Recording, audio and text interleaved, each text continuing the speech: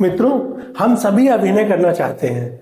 हम सभी चाहते हैं कि दुनिया हमें रुपहले पर्दे पर देखे, अब चाहे वो टेलीविजन का हो या फिर फिल्म का। और हमारी ये इच्छा नेचुरल भी है, क्योंकि हम सभी जन्मजात अभिनेता होते हैं, नहीं क्या?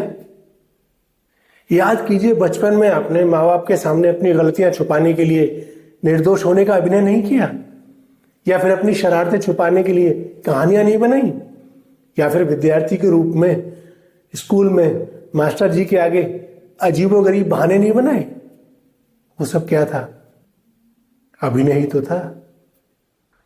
और बड़े होने पर भी नौकरी करते समय या बिजनेस करते समय हमें एक मास्क पहनना पड़ता है। हम घर में कुछ और होते हैं और बाहर जाते ही कुछ और हो जाते हैं है ना?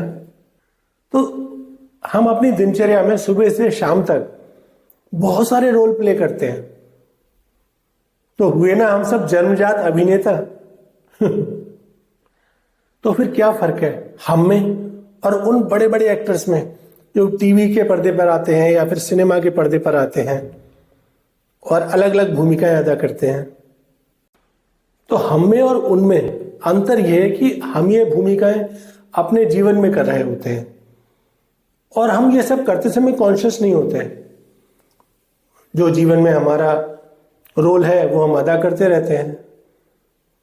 घर में, परिवार में, ऑफिस में, मार्केट में अपनी अपनी भूमिकाएं निभाते हैं और कभी सोचते भी नहीं कि हम क्या कर रहे हैं।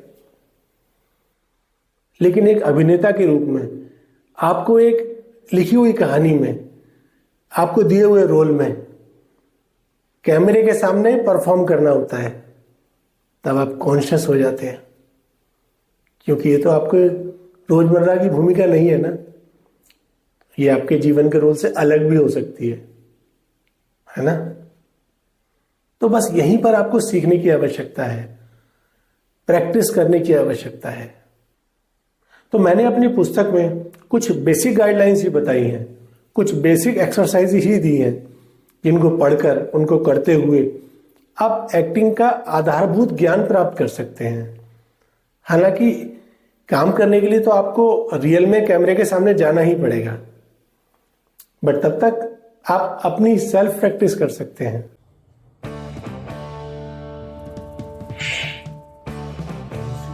मेरा एरिया मिला था चोरी करने के लिए, और चोरी करी इतनी छोटी सी, लोग बड़ी बड़ी चोरियां करके विदेश भाग जाते हैं और यहाँ सबको माला माल कर जाते हैं। तू मुझे क्या देगा? 100 रुपए? साले 100 रुपए के लिए अपनी ड्यूटी से गद्दारी करूं?